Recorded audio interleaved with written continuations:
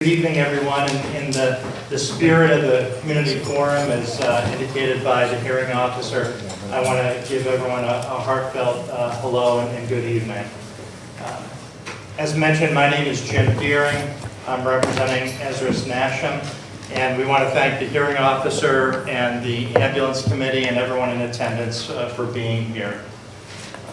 This hearing, as we all know, is a hearing concerning public need related to Ezras Nashim's ambulance application.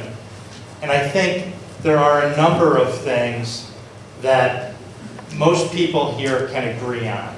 And if we can start on some common ground, the purpose of this hearing is not to determine Jewish law. That's not the purpose of the forum. And even if it was, which it's not, I don't think there's a dispute with regard to certain concepts in Jewish law that both the applicant and the opponents have referenced in the context of the application. And those are, under Jewish law, a male and a female who are unmarried cannot touch each other. And I think most people also agree that there's an exception for emergency circumstances. So these things aren't in dispute. I think everyone can also agree that there's a cultural norm in the Orthodox Hasidic community of women living their lives in modesty. For perspective, I represent Ezras Nashim, but I can't shake the hands of any of the members of the organization. It is that cultural modesty and the trauma that can result from it not being honored that forms the need for Ezras Nashim's ambulance application. In terms of things that everyone here can agree on, we hope and would certainly expect that one of them is also that emergency medical care that can provide a secondary trauma to a segment of the community constitutes an absence, or at least an inadequacy, of ambulance care to those individuals. We hope the hearing can remain focused on that, the needs of the women who the ambulance service would serve, as opposed to any red herrings unrelated to the issue of need. Thank you. All right, thank you very much, Mr. Deering. Mr. Reisner.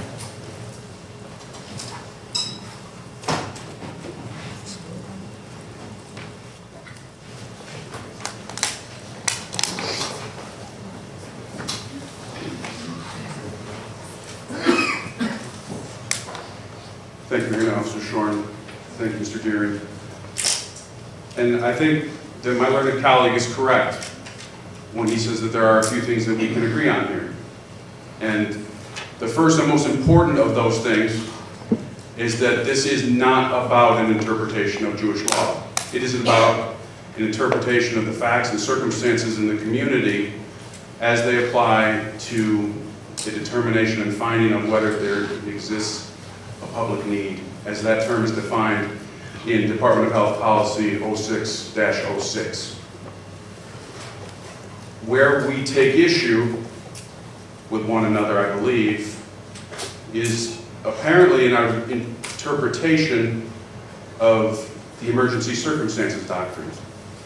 Because it is Shevra Hatzela's position that if you're adhering to the emergency services exception to the doctrine, what I'll call the doctrine of modesty, then there is no need for Ezras Nashim's application. And most pointedly, by way of pointing that out, pardon that, double usage of the word point, but is the response times. I represent ambulance companies all across the state. I've been involved in well over a dozen of these public hearings as a hearing officer, as counsel for, and as counsel against. I've had the pleasure of representing literally dozens of ambulance companies. And there is no single ambulance model out there that can touch Chevrolet Hatzel. They have response times under 2 minutes, the best in the country. And for any applicant to apply for a certificate of need based on an assertion that a response time of 8 minutes with BLS only care trumps a response time of 1.5 minutes with ALS care, it just isn't there. It doesn't meet the need. There is no lack of care when you're talking about a 300% increase in response time with a lower level of care at the door. To quote Hearing Officer Shorn's wise words earlier, when you boil the essence of what we need to decide here down today, what we have to look at is a standard that is, and I quote, what we have just ain't good enough. And the application doesn't prove that what they have in Borough Park just ain't good enough. Because it is good enough. It's the best in the country. And any finding of need goes against that. It goes against everything in 0606, and it goes against everything in Article 30. Now, I do take some issue with the usage of the word trauma, as I said earlier. I don't think that that's an appropriate characterization of what occurs. And as part of my opposition to the applicant's application, as Exhibit G, I've attached 23 letters of women who have been treated by Hatzel over the last several years. None of them saying, I was traumatized by the encounter and by the emergency. All of them saying how grateful they were that Hatzel was there in their time of need. And in further showing of that, we have a number of ladies from the community in Borough Park here tonight. Ladies, could you please stand as a showing of your support?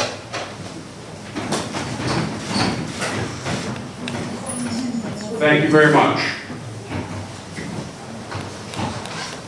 I think that that's a very strong showing that the emergency doctrine is the important focus if you get into a religious component of the analysis. You don't get there because the circumstances of the legal requirements around the analysis under 0606 don't allow you to get there.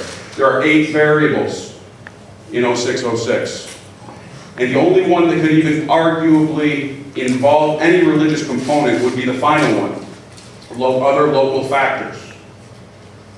However, even if you did wade into the religious argument in making your decision, which I don't believe you have to, especially since it's not disputed that it's improper, you will find that 49 local Borough Park rabbis came out in opposition to the application. That is a very strong showing. I submit almost as strong as the lady's presence here today against the need. Now,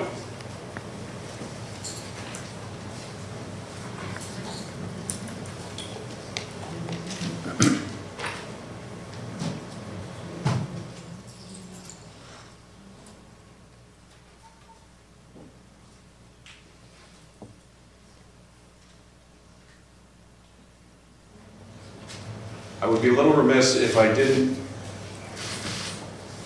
point out that the thrust of the application does appear to be based in the religious doctrine of modesty. And I can't help but notice that there's a camera here recording the proceedings, and that there's been a documentary made about Ezras Nashim. And there are all sorts of advertisements out there. And it just doesn't appear to be an organization that conducts itself in a way that's congruent with the argument of modesty. And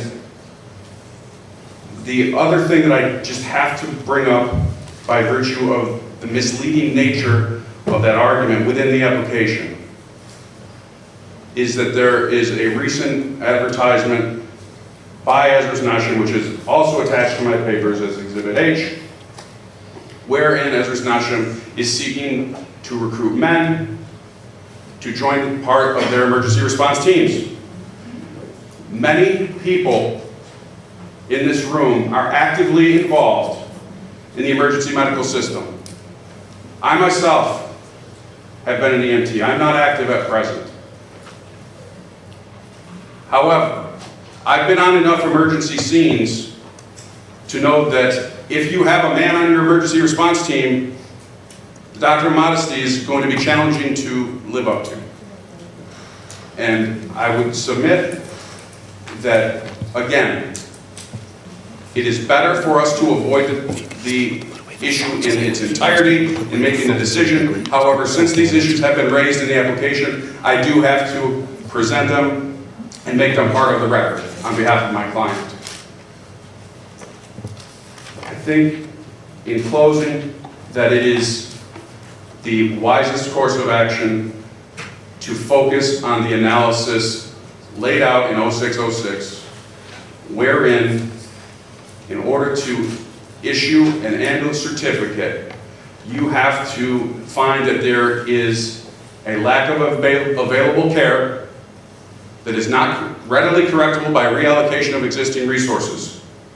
And you have to do that by analyzing the 8 variables laid out in 0606, 7 of the 8 of which have no relevance to religion whatsoever.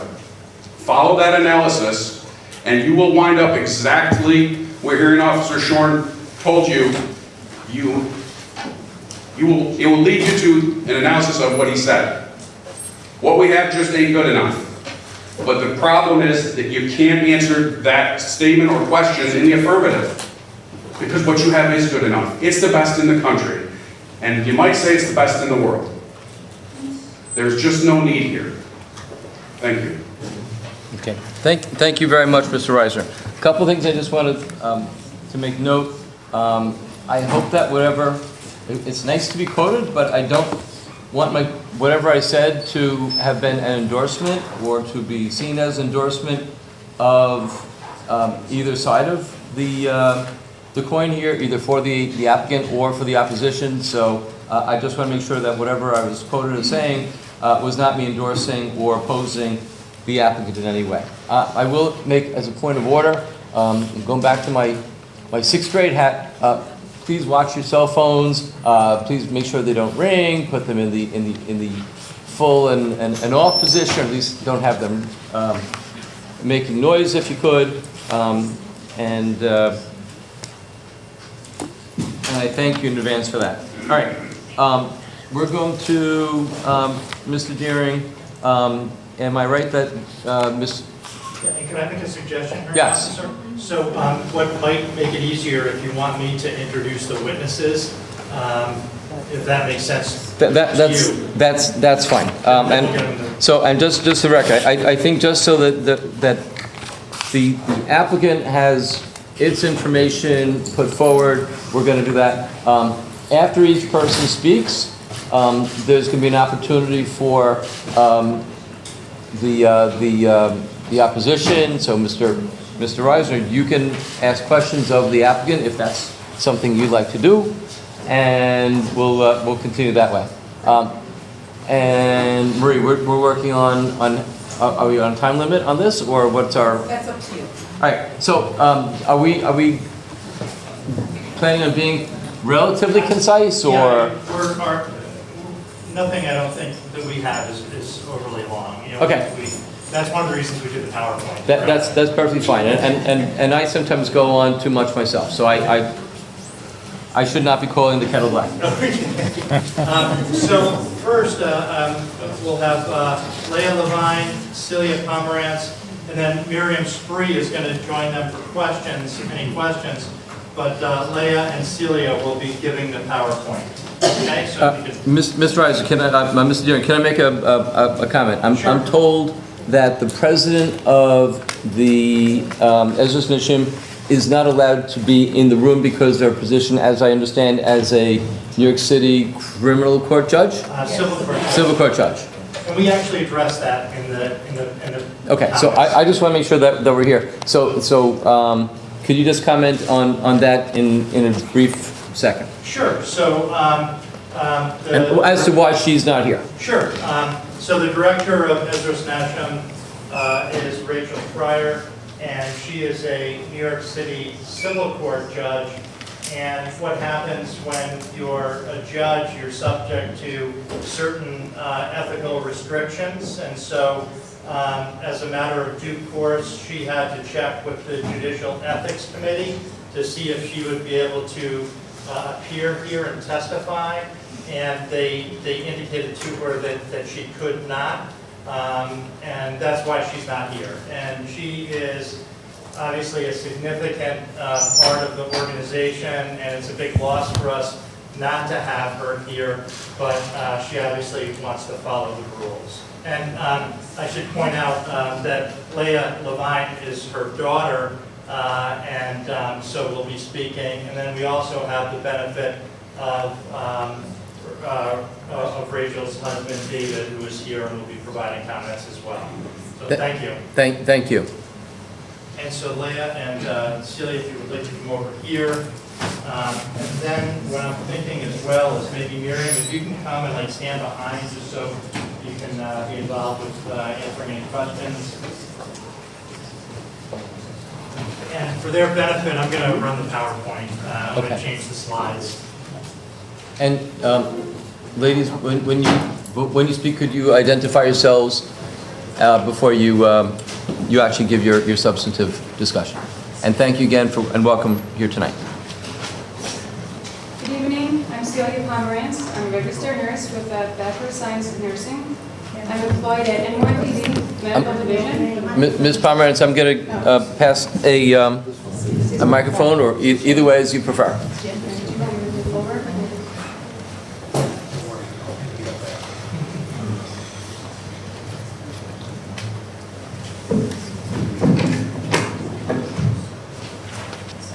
Better now? Thank you.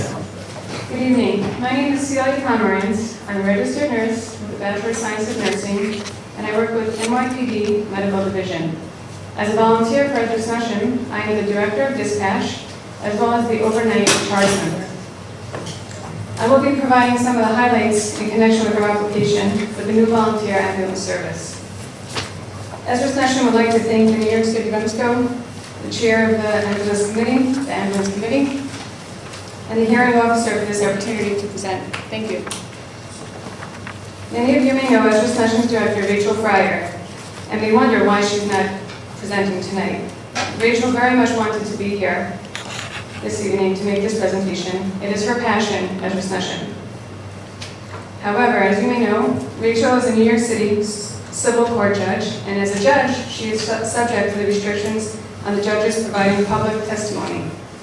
To make sure that she follows those rules, she consulted the Judicial Ethics Committee and was advised this past Friday that she cannot attend this evening. While that is certainly disappointing to Judge Fryer and all of us here at Ezras Nashim, she needs to follow these rules. So I make this presentation tonight to the best of my ability. At times, it may be necessary to consult with her to respond to particular questions, which she will be available by phone, email, and text. I have also with me Miriam Spry, an Ezras Nashim volunteer EMT, Ezras Nashim volunteer EMT, who is a first aid teacher, labor coach, and doula, Leah Levine, Director of Outreach and Development of Ezras Nashim. Leah? Is this good? Yeah. When my mother, Judge Ruchi Fryer, began volunteering to help the women of Ezras Nashim as a pro bono lawyer, she had no idea that she would become their director and a paramedic. For so many years, she worked so hard for this very day. We never thought that she would not be able to be here to share in this great moment, to speak with her passion to you, the respected members of the REMSCO Ambulance Committee. But my mother's passion is not hers alone. It is mine too, and it is the dream of so many women to have their need met, to fill the gap in pre-hospital emergency care, so that we women can have the care that we need, which is an ambulance for the women and by the women of our community. I'm so proud and honored to be here representing my mother. Thank you so much for this opportunity. Okay, some pointers. Ezras Nashim is a New York State Certified Basic Life Support First Response Agency that has been operating since 2013. Ezras Nashim is a volunteer agency staffed by women EMTs who are observant in the Jewish faith, created to serve the unique needs of women in the Orthodox Hasidic community. Ezras Nashim has been recognized for the service that we provide. In addition to receiving a constant stream of thanks from the people who we serve, as well as their families, Ezras Nashim has formally been recognized by those who oversee EMS services on the state and city level. That includes earning the 2017 State EMS Council's EMS Agency of the Year Award, as well as being recognized by this REMSCO in 2018, receiving the New York City REMSCO EMS Agency of the Year Award. We are very proud of these awards. They validate the specific and unique needs of women in the Orthodox Hasidic community, and Ezras Nashim's role in addressing those needs. Ezras Nashim has also been recognized by the Borough of Brooklyn. This year we received a citation from Brooklyn Borough President Eric Adams, recognizing Ezras Nashim during Women's History Month. The citation states, among other things, whereas on behalf of all Brooklynites, I salute Ezras Nashim, a newly New York State Certified Basic Life Support First Response Organization, which is endorsed by prominent Rabbanim. I applaud Ezras Nashim for training women as emergency medical technicians who can assist women, particularly women in the Orthodox Jewish community, in emergency situations and provide a particular care and attention that they need. I commend Ezras Nashim for allowing women to focus on their health, reclaiming women's roles as healers and midwives for mothers, daughters, sisters, and fellow women. I appreciate Ezras Nashim for the outstanding contributions it has made in our communities, and I thank them for all that they have done to help our communities move forward as one Brooklyn. While Ezras Nashim is a New York State Certified Basic Life Support First Response Agency, it is not an ambulance service. So when Ezras Nashim responds to calls that need ambulance transport, it calls 911. This includes the extra step of the dispatcher sending an ambulance. Ezras Nashim's application seeks approval to complement its existing services by the establishment of a new volunteer BLS ambulance service with one ambulance with an operating territory of 2 square miles of Borough Park, and to respond to direct calls from those in need of help.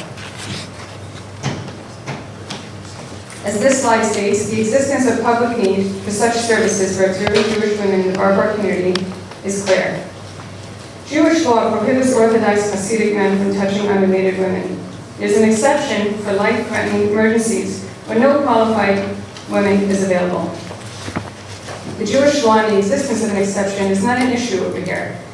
What is key in that context, however, is that the exception to Jewish law does not avoid observant Jewish women experiencing trauma from touching by men rendering pre-hospital emergency care.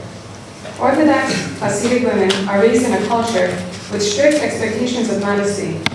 Even siblings of the opposite gender are taught not to touch each other. From a young age, we must cover most of our bodies. As well, we are taught that certain parts of our bodies must be private and cannot be seen or touched by any man except our husband. We cover our legs and arms, and the genders are segregated socially. This is the norm in our community. This is the culture of modesty, with limited male-female contact in such a degree that a female is not supposed to even shake the hand of a male to whom she is not married. This is the norm in our culture and the way of life that we know and faithfully follow. After being expected to have no contact with a male who we are not married to for our entire lives and abiding by those expectations, what has been ingrained in us since we were young does not change in the event of a medical emergency. In fact, it makes things so much worse. During times of medical emergencies, patients, regardless of their religious or cultural backgrounds, are vulnerable, stressed, and often frightened. For observant Jewish women, being touched by a male EMT, especially who's a community member, goes against our culture and the way we have lived our entire lives. Making matters even worse, imagine that your care involves an area of your body that's afforded the utmost privacy, even for women not raised under strict religious roles. Or even worse, the care needed involves a birth. or the observant Jewish woman must be touched by a male in the presence of her husband or in front of multiple others. We'll hear a little bit later a personal story about someone that has experienced this trauma and what she had to do. The stress of these circumstances on an Orthodox Hasidic woman is so great that it can cause lasting trauma secondary to reason for the emergency call. The trauma caused by these circumstances is to such a degree that it causes observant women to avoid seeking emergency medical services or to delay seeking services until their condition worsens. By only having ambulance services in Borough Park that can cause secondary trauma to observant Jewish women, despite even the best intentions by existing ambulance providers, clearly constitutes the absence, reduced availability, or inadequate level of care in ambulance service for these women. We respectfully submit that to argue otherwise is disrespectful to women and disregards the needs of a significant segment of this population. Ezras Nashim's application is limited to Borough Park, which is a 2 square mile area. Borough Park is known for its large Hasidic Jewish population. It's home to one of the largest Orthodox Hasidic communities outside of Israel. There is a clear need for an ambulance service that meets the needs of observant females in our community. Not only does the need exist now, but the population is growing. Brooklyn's population increased 5.3% from 2010 to 2016. Within Brooklyn, Borough Park's population has the highest birth rate, the highest life expectancy rate, and the lowest homicide rate. Direct calls to Ezras Nashim for emergency medical services continue to grow. The call volume as follows: 347 calls in 2018. We're on track for 428 in 2019, and 475 projected for 2020.